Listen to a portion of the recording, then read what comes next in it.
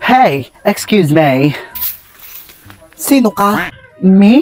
Sino ako? Ako lang naman ang nag-iisang pinakamagandang pamangkin ng amo mo. Aday, so na dita? Sino kinyada?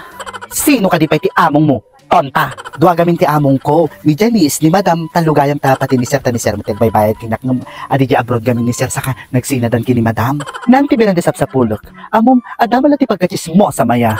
Ibagbaga lang mo tagpaiso nga nagsinadan. Malas mo kakapampanaw na napamanan nagsimba na pan nagkararag. Ewan ko ba dyan kay Madam? Sa sobrang pagiging banal ng sangkal lumagpas to di langit. Amom, madi ka nga kaya. Isa-just kundukin ang tibelan niya, ikatan na kan. Baka, adat isa baling nga mabaling ko makasaudita. Jay, at the sense na nga kasao. Makasao? Dagito ni Masetas, ni Luciana, ni Eva, ni Garrett, ni Margaret. Agpili ka tanong sino kinyada ti ka mga makasao. Pwede ba? Hanak na maki-ang-angaw kinyam. Ayaw bang tayo mayordoma yun tayo iso ti kasao? Hello, Mayordoma. Anya mo pinakitkitam kini Madam super rich. Feeling rich iso. Siyak lang itigay agmay sa katulong na dito ita amom. Siyak pay laeng. Kanayon pa nga delay ti sahod ko. Tapos mangalapay ti Mayordoma kada sa baling ang katulong. Hello.